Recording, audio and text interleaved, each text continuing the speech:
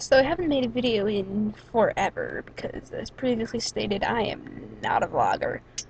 But I figured I'd make one talking about what I have to talk about. So here it comes. The top 5 worst things about The Hobbit, top 5 best things about The Hobbit, and the top 5 things I'm anticipating about The Hobbit, The Desolation of Smaug. Just deal with it. It's what I have to talk about. Here it is. I'll try to make it quick. Alright, worst 5. Number 5. That way. The moth. I don't know why they always need the moth to summon the eagle. What is it with this moth? I'm seriously sick of it. I don't get it. Number 4. Too many random orc battles. Call me crazy, but the book did just fine without all this random orc battles and all this extra action. Understand, a book is a different medium from a movie, and you want people to have action to look at. But seriously, can we travel for 5 minutes without being attacked by orcs? Can we? Do you think we can do that? Because the book was pretty successful doing it that way, and people keep complaining about the pacing and being too drawn out. That's because, PJ, you have too many random orc attacks. No one likes it. No one. Number 3. Why in the world is Azog still alive? Why? Okay, so PJ wants a nice antagonist, a big orc leader, whose face and name we can be familiar with a personal grudge against these dwarves, and they have a personal grudge against him. I get that. It's good to have a good, solid antagonist. And we're gonna be fighting a lot of orcs later. Spoiler, Battle of 5 Armies. Spoiler. But the thing is, we already have that in the actual book of The Hobbit. I'm not even talking about Smaug or the Necromancer or anything.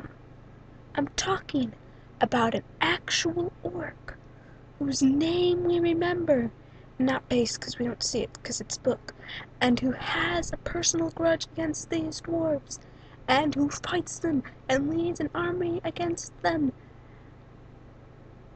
Bolg, Azog's son!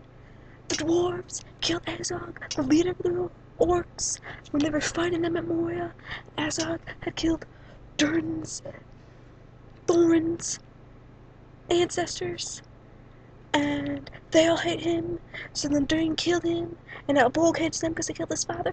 Okay, is it just me, or is "you killed my father" a greater motivation than "you cut off my hand, so now I have an awesome hook claw thing"? What's wrong with you, PJ? You have a perfect villain right there, pre-made for you, fitting all your specifications, but you throw him out the window because you think Azog has a cooler name? Is that seriously it, PJ? Sorry, that was directed at PJ, not you. You, not PJ. Just stop talking to me like you are. Okay, number 2, they gave Bilbo his moment way too early. He comes off the tree all dramatic and saves Thorin. He's not supposed to be anything like that. And all the dwarves are like, "Oh, you're so cool. You're so brave. You're so much better than we thought." Okay, they're supposed to have an increasing opinion of him, but not to that point yet. That comes with the spiders. It is not to that point yet. It is not. He does not get his moment yet. He has so much more growth and development to go through. Not the time. Not the time. Not the time. And number 1 worst thing about The Hobbit is that PJ has no idea what a ring wraith is. He doesn't know. This very much bothers me.